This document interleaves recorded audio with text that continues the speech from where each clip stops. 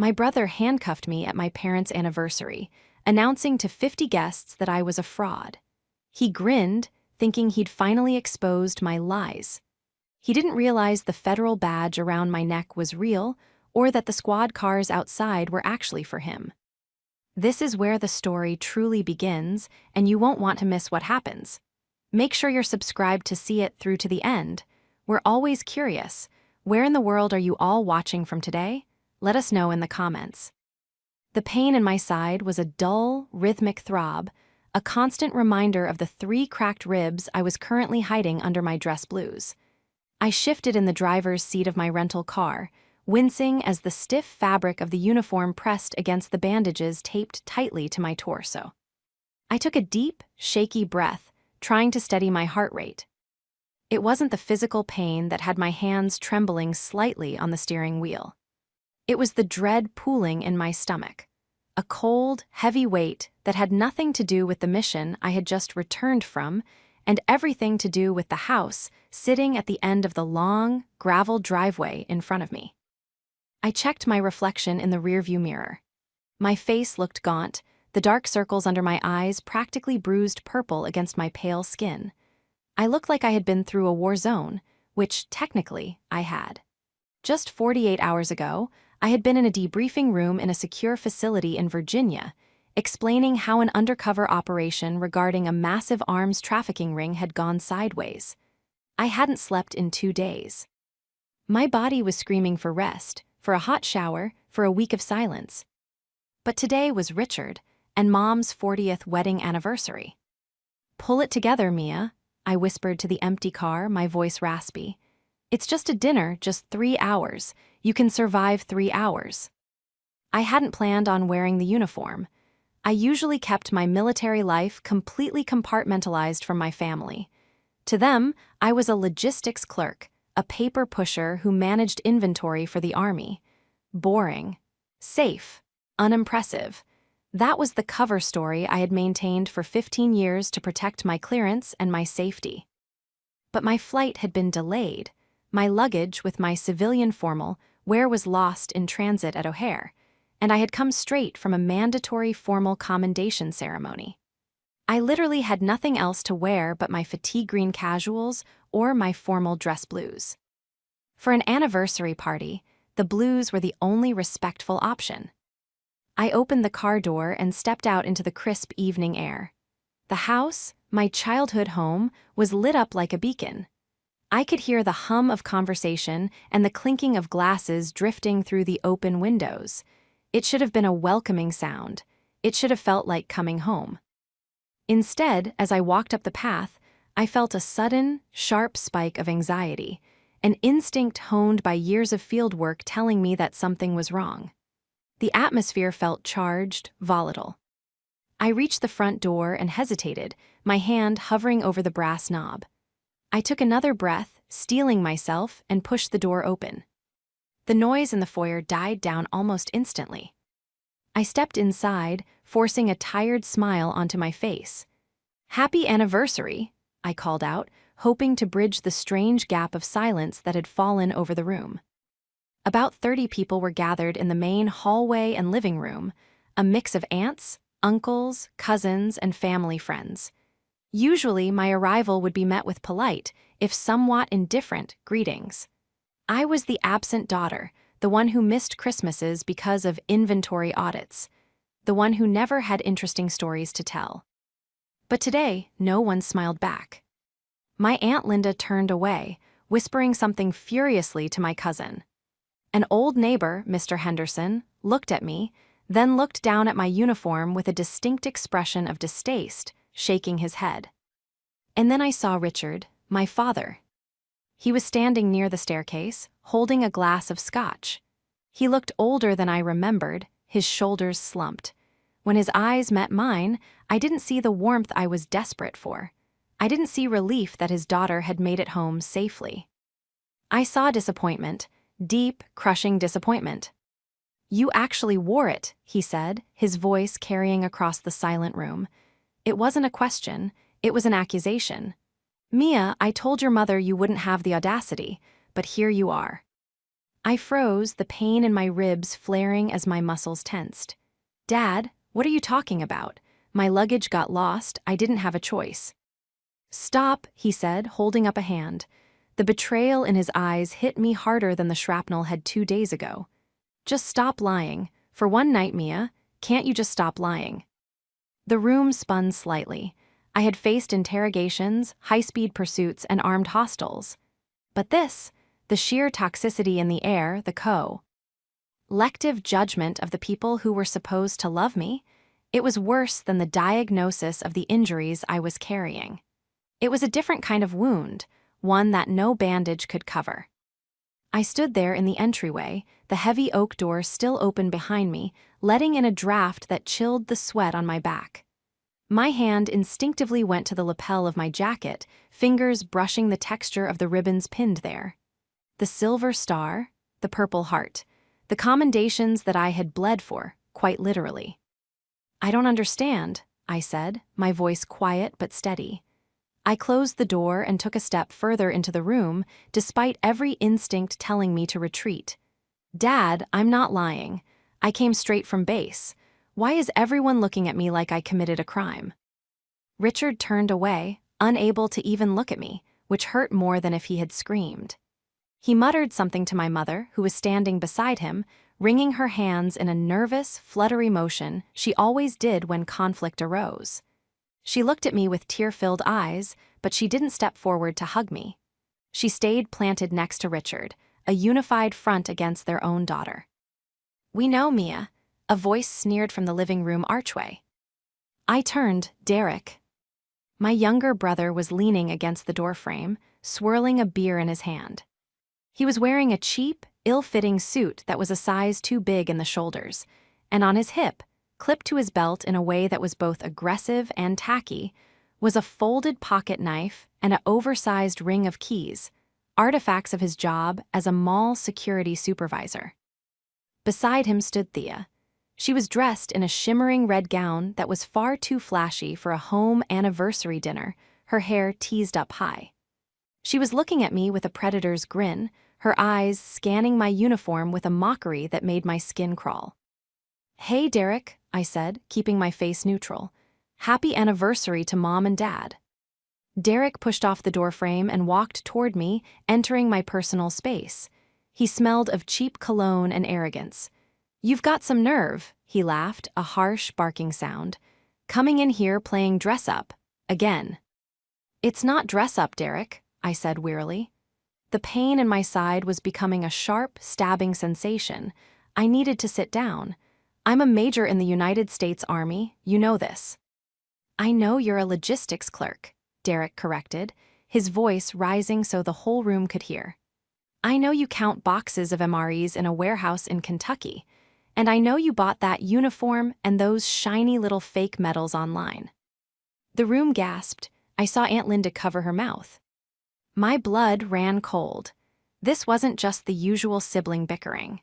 This was a narrative he had been building, a poison he had been dripping into my parents' ears while I was deployed in silence. "Derek," I said, dropping my voice to a dangerous low, "be very careful what you say next." "Or what?" Thea chimed in, stepping up beside him and looping her arm through his. She looked at me with pity that was entirely feigned. "Oh, Mia, honey, we're just embarrassed for you. It's pathetic, really. Trying to outshine your brother just because he's actually out there protecting people." I blinked. "Protecting people? He works at the mall, Thea." "He is in law enforcement," Thea snapped, her veneer cracking for a split second. "He is the head of security. He deals with real criminals. Unlike you, playing soldier." I looked at my parents again. "And you believe this?" I asked Richard.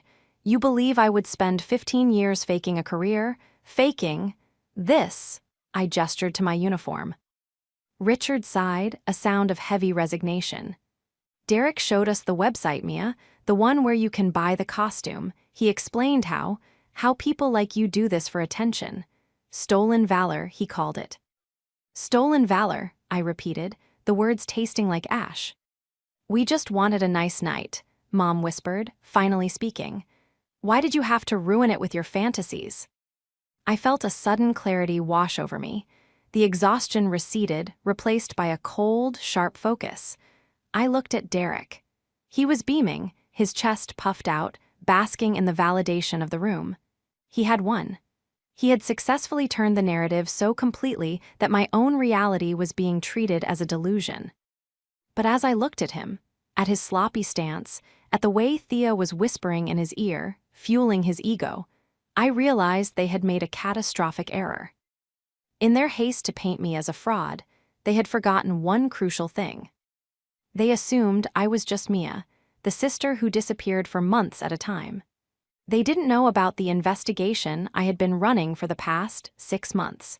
They didn't know that my logistics cover was blown specifically because I was tracking a domestic terror financing ring. And they certainly didn't know that the financing trail had led me to a series of shell companies, one of which was Najed by the very security firm Derek worked for. I touched the badge hanging around my neck, hidden beneath the lapel of my jacket. "Okay," I said softly, "you think I'm a fraud. Fine. Admitting it is the first step," Derek smirked. "I'm going to get a glass of water," I said, bypassing him. As I walked past, I leaned in, my voice barely a whisper. "Enjoy your victory lap, Derek. You're going to need the stamina." I made my way to the kitchen, the eyes of the family burning holes in my back. I needed a moment to regroup. I poured a glass of water from the tap, my hand trembling not from fear anymore, but from a simmering rage I was struggling to suppress. I thought about the last 15 years. The missed birthdays were real. The empty seat at Thanksgiving was real, but the reasons weren't what they thought. I wasn't counting boxes. I was in Kandahar, extracting intelligence from high-value targets. I was in Germany, coordinating joint task forces. I had sacrificed a normal life, a marriage, and my own physical health to serve a country that didn't know my name. And I did it while sending money home. That was the kicker. Every month, I sent a check to help out with the house repairs or for Mom's medical bills. I lived on a meager stipend and funneled my hazard pay to them. Derek, on the other hand, had lived in the basement until he was 30. He had failed the police academy entrance exam 3 times, twice on the physical, once on the psych evaluation. I knew this because I had seen his files. He was aggressive, impulsive, and had a problem with authority. But instead of accepting it, he built a fantasy world where he was the protector, the sheepdog, and everyone else was a sheep. And I was just the jealous sister trying to steal his thunder. "Nice costume," a voice dripped with sarcasm from the doorway. It was Thea. She walked into the kitchen, the sequins on her dress catching the fluorescent light. She didn't offer to help. She just leaned against the counter, examining her manicured nails. "You know, you really should have changed," she said, her voice sickly sweet. "Derek is really upset. He was planning to make a toast to Richard, and now everyone is just talking about you and your mental issues." "Is that what we're calling them?" I asked, taking a sip of water. "Mental issues." "Well, what else do you call it when a grown woman plays dress-up?" Thea laughed. She walked closer, lowering her voice. "Look, Mia, we know you're jealous. Derek is going places. He's about to get a huge promotion. He's going to be running security for the entire regional district. He's going to be a big deal." I stared at her. "Regional district? You mean the contract with OmniCorp?" Thea's eyes widened slightly. "How did you know? I mean, yes, exactly. He's a man of status. And you're just a sad, lonely clerk who wears a costume to feel special." She reached out and flicked one of the buttons on my jacket. "You know, Derek was saying he should legally do something about this, for Mom and Dad's sake, to get you the help you need." "Is that right?" I asked. "He's very protective," Thea smiled, a cruel, tight expression. "He doesn't like liars. He says you're a disgrace to the family name. Honestly, I agree. If I were you, I'd leave before he loses his temper. You know how passionate he gets." Passionate, that was a nice word for volatile. "I'm not leaving, Thea," I said, setting the glass down. "This is my parents' house, and I have every right to be here." "Suit yourself," she shrugged, turning to leave. "But don't say I didn't warn you. Derek has been waiting for a chance to put you in your place. And tonight, With everyone watching, I think he's finally going to do it." She sashayed out of the kitchen, leaving a trail of heavy perfume in her wake. I stood there for a moment, listening to the murmurs from the other room. Thea was right about one thing: Derek was planning something. I could feel it. He wasn't just content with humiliation, he wanted domination. He wanted to prove his authority in the most public way possible. I reached into my pocket and touched the small, encrypted phone I carried for work. I could call for an extraction right now. I could leave, disappear back into the shadows, and let them have their petty little kingdom. But then I thought about the envelope in my car. The one I hadn't planned on opening tonight. The one that contained the preliminary findings of the investigation into the security firm Derek worked for. I hadn't wanted to ruin the anniversary. I had planned to deal with Derek quietly, later, privately. But if they wanted a show, if Derek wanted to play the law enforcement hero. I adjusted my jacket, wincing as the movement pulled at my ribs. I straightened my spine, ignoring the pain. "Okay, brother," I whispered. "Let's see who the real officer is." I walked back out into the hallway. The volume in the living room had risen. Derek was standing in the center of the room, holding court. He had a glass of champagne in one hand and was gesturing wildly with the other. "And that's the thing about integrity," Derek was saying, his voice booming. "You either have it or you don't. Some people have to buy their honor at a costume shop. Real men earn it." He saw me enter the room. The conversation stopped. Derek set his glass down on the coffee table with a purposeful clink. He turned to face me, his face flushed with alcohol and adrenaline. He unclipped the radio from his belt, a walkie-talkie he wore for absolutely no reason at a family dinner, and set it down next to the drink. Then he reached for the handcuffs. "Mia," he announced, his voice taking on a fake, authoritative cadence he must have copied from TV shows. "I tried to be nice. I tried to let you leave with some dignity. But you're disrespecting this family, and you're breaking the law." The room went deathly silent. "What are you doing, Derek?" Mom asked, her voice trembling. "I'm doing what needs to be done," Derek said, unclipping the handcuffs from his belt. The metal clicked ominously. "Mia Vance, you are in violation of the Stolen Valor Act of 2013, impersonating a military officer for personal gain." He took a step toward me, holding the cuffs up. "I am placing you under citizen's arrest," he declared, a manic gleam in his eyes. "Get on your knees." "Get on your knees," Derek repeated, his voice shaking slightly, not with fear, but with the adrenaline of a man who believes he is finally, indisputably, the alpha in the room. The room held its breath. My mother was sobbing quietly into a napkin. My father, Richard, looked torn, caught between the spectacle he hated and the perverse satisfaction of seeing his lying daughter finally disciplined. No one moved to stop him. Not one aunt, not one cousin. They were an audience, and Derek was the star performer. I looked at the handcuffs dangling from his fingers. Cheap, nickel-plated steel, probably ordered from the same tactical supply website where he bought his belt. In that fraction of a second, my training kicked in. The emotional hurt, the stinging betrayal of my parents standing idle, was shoved into a mental lockbox. The part of me that was Mia the sister vanished. I was now Major Vance, Senior Special Agent, CID, and I was analyzing a hostile subject. If I resisted physically, I would hurt him. With 3 cracked ribs, I was slower than usual, but Derek had 0 combat training. I could disarm him in 3 seconds, probably break his wrist in the process. But that would play right into his narrative. "See? She's crazy. She's violent. She assaulted me."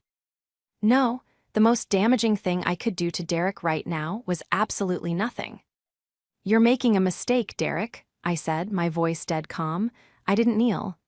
I stood at attention, my posture perfect despite the pain in my side. "If you put those cuffs on me, you are committing a felony, false imprisonment, assault, and interfering with a federal agent."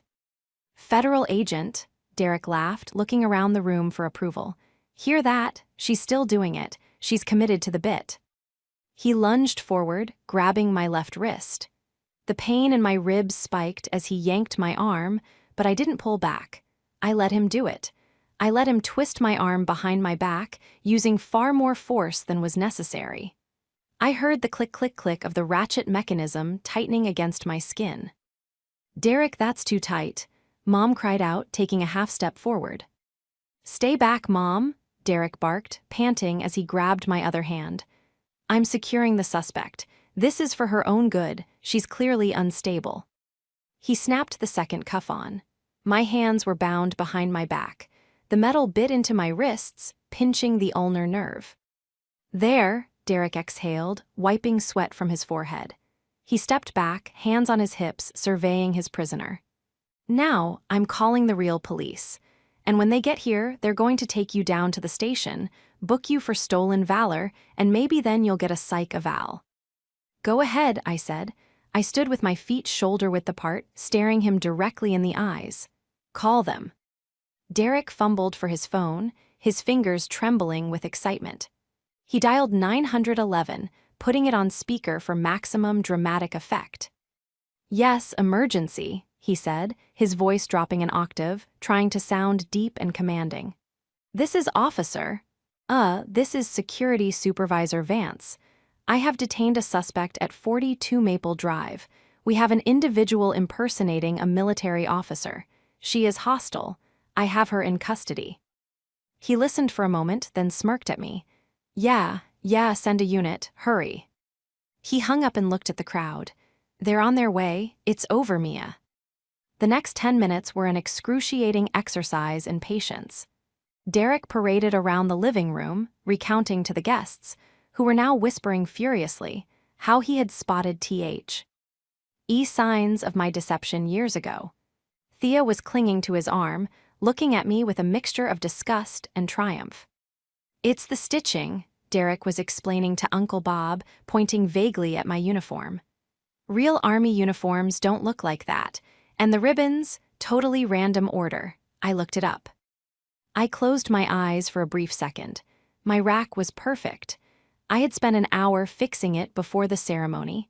The audacity of his ignorance was almost impressive. But while he gloated, I was working. I was mentally cataloging the room. 32 witnesses. A clear admission of arrest by a non-officer. The physical evidence of the handcuffs on my wrists. And, crucially, Thea's purse sitting on the hallway console table. I could see the edge of a manila envelope sticking out of it, an envelope with the logo of Shield Point Security, Derek's employer. Why did she have work documents at a party? The puzzle pieces clicked together. My investigation into the money laundering ring had flagged Shield Point as a pass-through entity. I knew they were moving illicit funds. I hadn't known Derek was directly involved. I assumed he was just a clueless employee. But seeing Thea guarding that envelope, seeing how desperate they were to discredit me.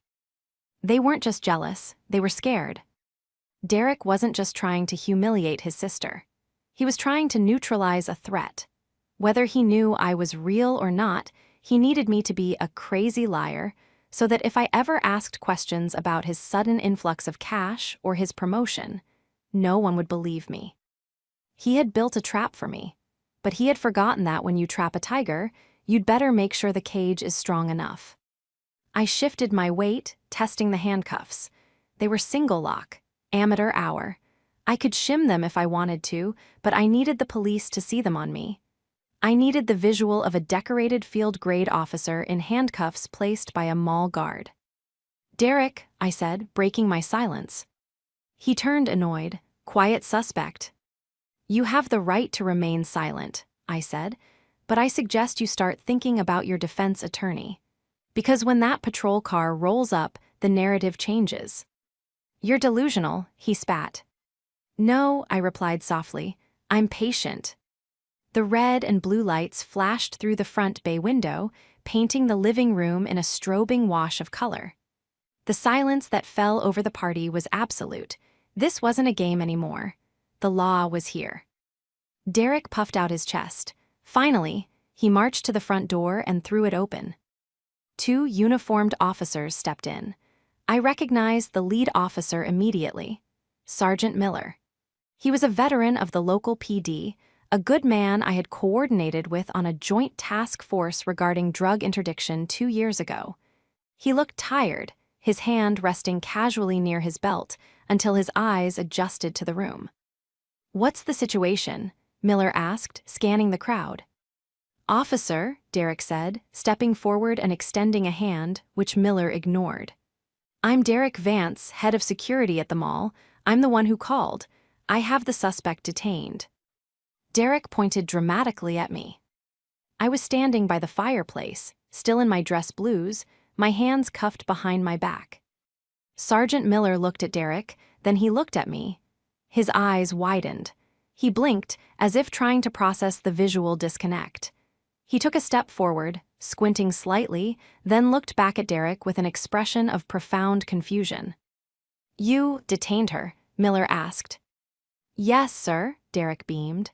"She's my sister, unfortunately. She's mentally unstable. She put on this costume and came here claiming to be a major. Violation of the Stolen Valor Act. I performed a citizen's arrest for impersonation and creating a disturbance." Miller didn't respond to Derek. He walked straight past him, crossing the room in 3 long strides. He stopped 3 feet in front of me.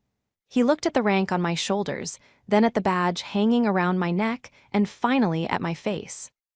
The room was deadly silent.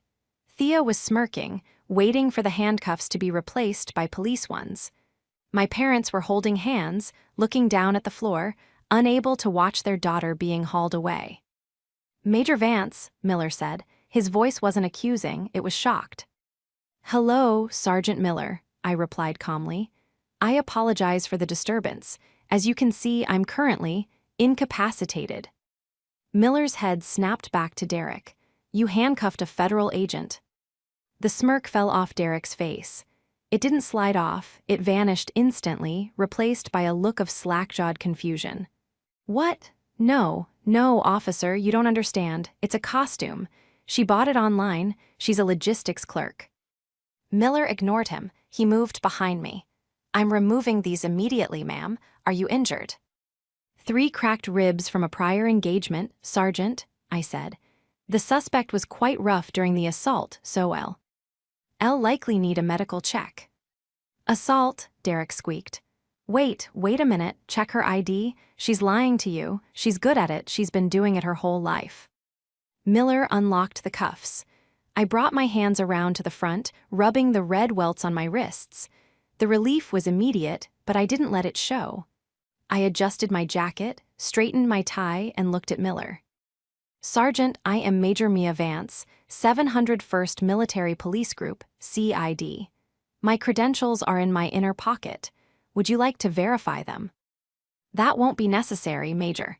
I remember you from the opioid task force briefing," Miller said, his tone respectful and noticeably rigid. He turned slowly to face Derek. Derek was backing up. No, that's impossible. Mom, Dad, tell him she works in a warehouse." Richard stepped forward, his face pale. "Officer, there must be a mistake. Mia has always had an active imagination. She manages inventory." "Sir," Miller said, his voice cold. "Falsely impersonating a federal officer is a serious crime, but falsely imprisoning one? That's a fast track to federal prison. Your daughter is who she says she is. I've seen her work." Thea let out a small, strangled gasp. She grabbed her purse, the one with the envelope, and started edging toward the hallway. "I wouldn't leave just yet, Thea," I said. My voice wasn't loud, but it cut through the room like a knife. Thea froze. I turned my attention to Derek. He looked like a child whose magic trick had just failed spectacularly. He was sweating, his eyes darting between me and the police officers. But the website," Derek stammered. "I saw the website."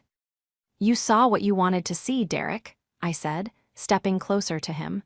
The guests parted like the Red Sea.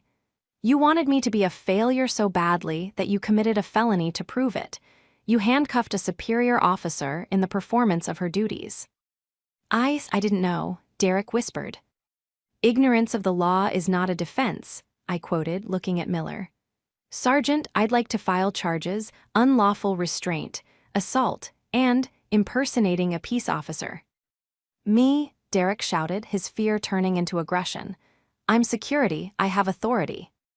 "You have a flashlight and a walkie-talkie, Derek," I said coldly. "You are not a police officer. And by announcing yourself as officer to the 911 dispatch, which is recorded, by the way, you crossed a line." "This is ridiculous," Derek yelled, looking at our parents. "Dad, do something. She's ruining the party. She's ruining everything." Richard looked at me, his eyes wide with a mixture of fear and a dawning, terrible realization. For the first time, he saw the posture, the tone, the command presence. He saw the stranger in his house. "Mia," Richard said, his voice cracking. "Please, he's your brother. Let's just talk about this." "We're past talking, Dad," I said. "He wanted the police. He got the police."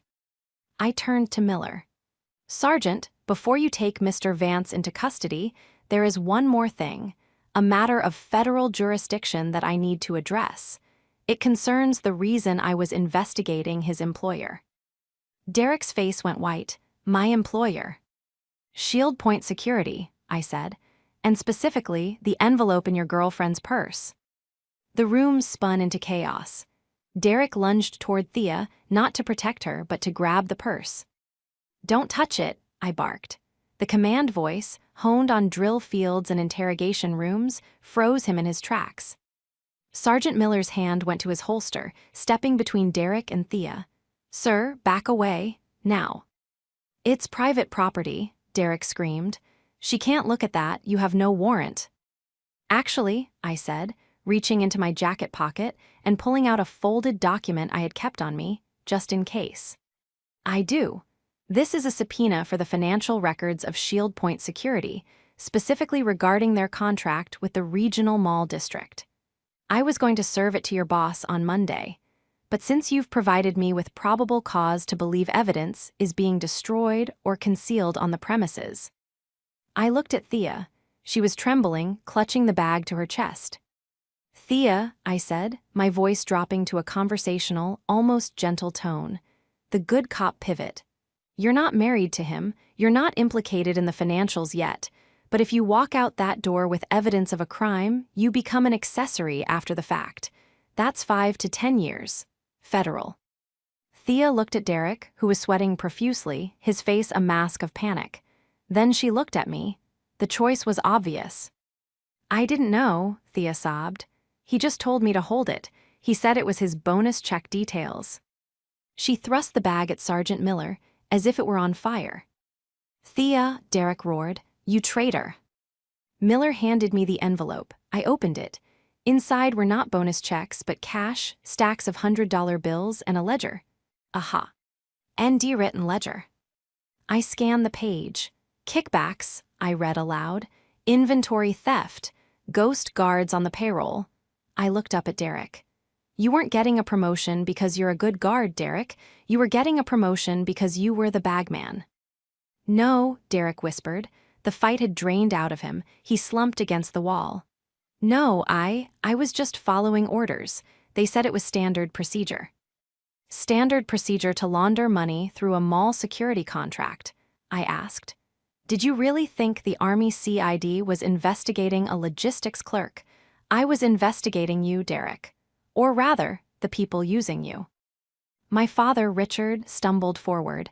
He looked aged, defeated. He grabbed Derek's arm. "Derek, is this true? Tell me she's lying. Tell me this is just another one of her stories." Derek looked at his father, tears streaming down his face. "I just wanted you to be proud of me, Dad. She's always the hero. She's always the one with the medals. I just wanted to be the one in charge for once." "By becoming a criminal?" I asked. "I'm not a criminal," Derek shouted, a last burst of denial. "I'm a victim, they used me." "Then you can explain that to the judge," I said. I turned to the guests. My aunts, uncles, the neighbors, they were staring at me with a new expression. It wasn't love, necessarily. It was fear. And respect. The logistics clerk had just dismantled the Golden Boy in under 10 minutes without throwing a punch. Sergeant Miller, I said formally. Please place the suspect under arrest. Charges include assault, false imprisonment, impersonation of a peace officer, and possession of evidence related to an ongoing RICO investigation. Miller nodded. He pulled his own handcuffs, real, heavy-duty steel, from his belt. Derek Vance, you are under arrest. Turn around and place your hands behind your back. As Miller spun Derek around, the irony was thick enough to choke on. 10 minutes ago, Derek had been the one clicking cuffs onto my wrists, smiling at his victory. Now, he was being pressed against the wall, his rights being read to him in front of the very audience he had assembled to humiliate me. Mia, Mom cried out, rushing to me. She grabbed my arm. Mia, stop this. He's your brother. You can't let them take him. Tell them it was a joke, please. I looked down at my mother. Her grip was tight, desperate. For years, I had craved this, her attention, her emotion. But now that I had it, I realized it was entirely misplaced. She wasn't fighting for me. She was fighting for the image of her perfect family, an image that had never included the real me. I can't stop it, Mom, I said, gently removing her hand from my arm. He called the police. He broke the law, and frankly, he's dangerous. He's your brother, she wailed. He's a suspect, I corrected. And right now, I'm not his sister. I'm the major he tried to arrest. I walked over to where Miller was marching a sobbing Derek toward the door. I stood in his path for a moment. Derek looked up at me, his eyes red. You planned this, he hissed. You set me up. I came for dinner, Derek, I said, my voice low so only he could hear. I came to celebrate Mom and Dad. You're the one who brought the handcuffs. You're the one who wanted a show. I leaned in closer. You wanted to know who I really was. Now you know. Miller guided him out the door. The flashing lights outside intensified as a second cruiser pulled up to transport him. I stood in the open doorway, the cold night air hitting my face. The pain in my ribs was throbbing, a deep, rhythmic ache. But as I watched my brother being placed into the back of the squad car, I didn't feel triumph. I didn't feel joy. I felt a profound, exhausting sense of closure. But it wasn't over yet. The ledger in my hand was just the tip of the iceberg. Shield Point Security wasn't just a local scam, it was connected to something bigger, something I had been chasing for 6 months. Derek was just a pawn. I turned back to the room. The party was effectively over. The guests were murmuring, grabbing their coats, eager to escape the awkwardness. But my father was still standing there, staring at me. You ruined the anniversary, Richard said, his voice hollow. I looked at him, really looked at him.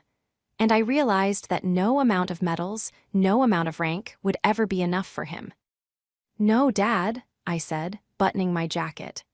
I saved you from a federal indictment, because if I hadn't stopped him tonight and he had kept laundering that money, you and Mom would have been next on the list of accomplices.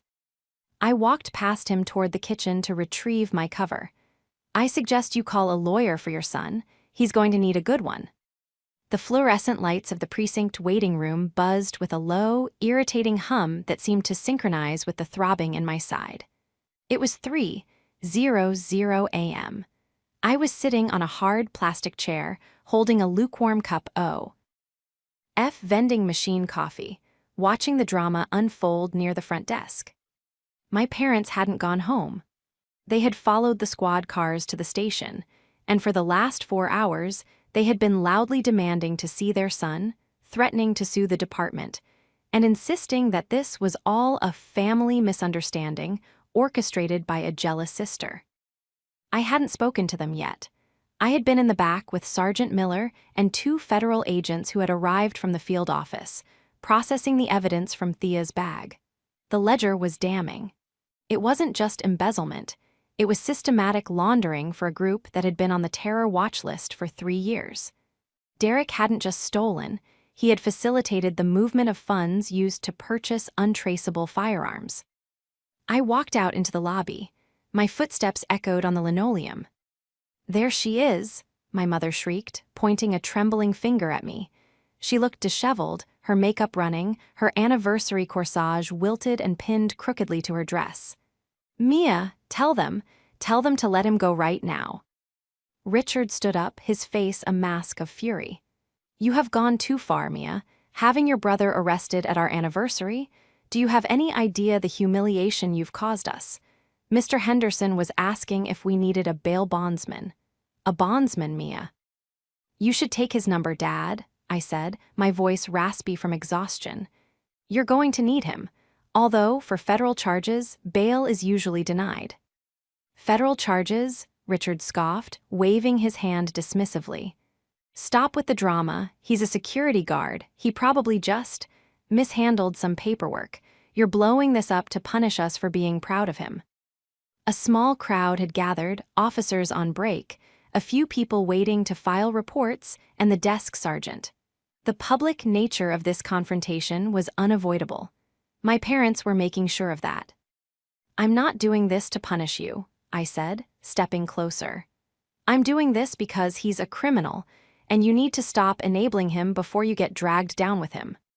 He is a good boy, Mom cried, grabbing the lapels of my dress uniform, her fingers digging into the fabric.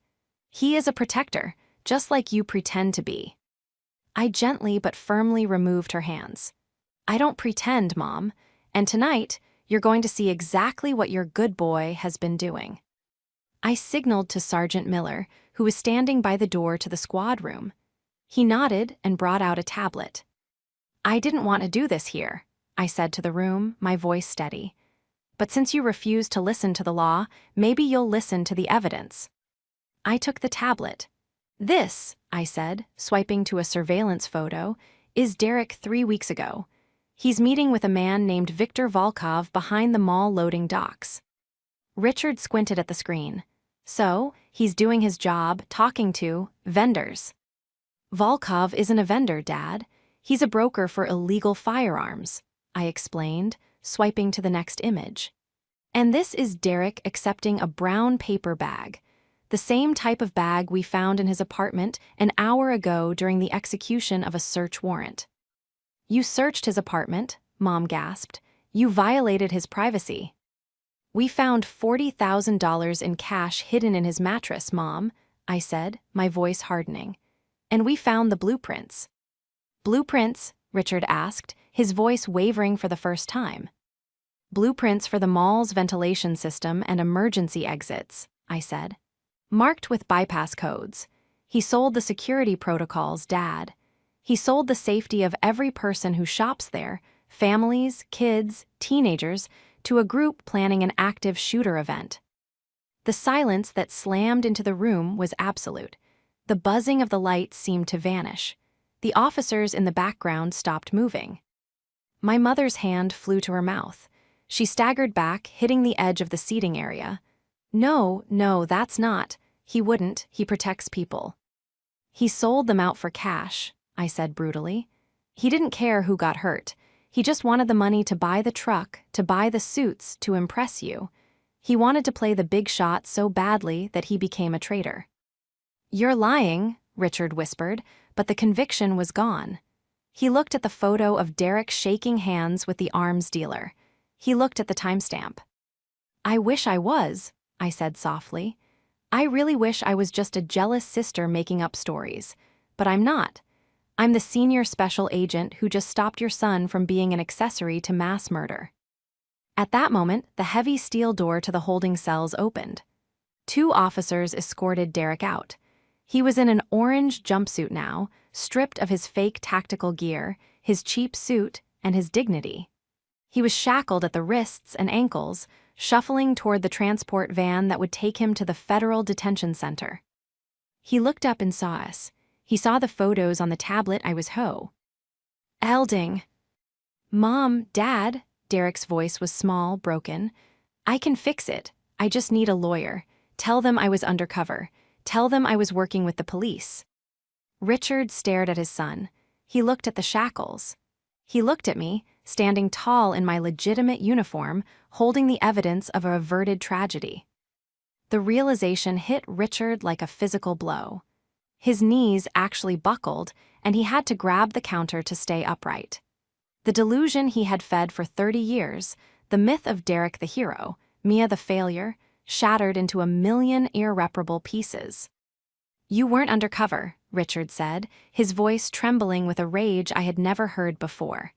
You sold them all, where we take your nieces." "Dad, I needed the money," Derek whined. "You said you wanted me to be successful. You said you were tired of me being a rent-a-cop." "I didn't tell you to sell innocent people out," Richard roared, lunging forward. Sergeant Miller had to step in, holding my father back. "Take him away," I ordered quietly. The officers guided Derek out the glass doors. He was crying, screaming for his mother, blaming everyone but himself. My mother collapsed onto the plastic chairs, sobbing uncontrollably. But this time, she wasn't crying for her poor, victimized son. She was crying for the monster she had coddled. I stood over them, feeling a strange lightness. The weight of their judgment, which I had carried on my shoulders for decades, had evaporated. "I'm going back to the hotel," I said. "I have a briefing in 4 hours. I suggest you go home and get some sleep. The arraignment is at 10:00 a.m. Don't bother hiring a lawyer. The court will appoint one. He's going to need a public defender who specializes in plea deals for domestic terrorism." I turned to leave, my combat boots squeaking slightly on the floor. "Mia," Richard called out. I stopped, but I didn't turn around. We didn't know," he stammered. "We thought." "I know what you thought," I said, looking at my reflection in the glass door. "I saw the major. I saw the survivor. You thought I wasn't enough. You were wrong." I pushed the door open and walked out into the cool night air. 6 months later. The courtroom was quiet, save for the scratching of the stenographer's machine. I sat in the back row, wearing a civilian suit. I didn't need the uniform today. The judge knew who I was. The prosecutor knew who I was. And most importantly, I knew who I was. Derek stood before the bench. He looked thinner, paler. The swagger was gone, replaced by a permanent hunch, as if he were trying to make himself smaller. He had taken the deal.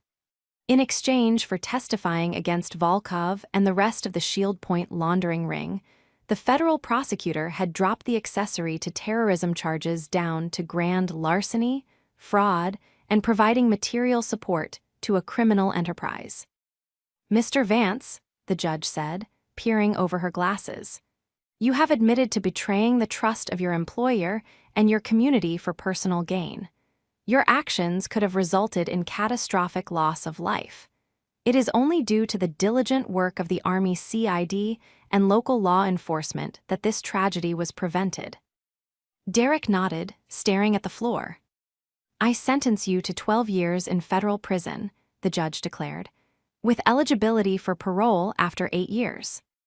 The gavel banged. It was a sound of finality. I watched as the marshals led him away. He didn't look back at the gallery. He didn't look for our parents. They were sitting 2 rows in front of me. Richard and Mom holding hands, their heads bowed. They looked 10 years older than they had at the anniversary party. The scandal had rocked their small social circle. The neighbors who had sneered at my uniform were now giving interviews to the local paper about how they always knew Derek was trouble. The hypocrisy would have been funny if it wasn't so pathetic. As the courtroom cleared, I stood up to leave. I had a flight to catch. I had been reassigned to a task force in Germany, a promotion, and a move I had been wanting for years. "Mia." I paused in the aisle. Richard and Mom were standing there.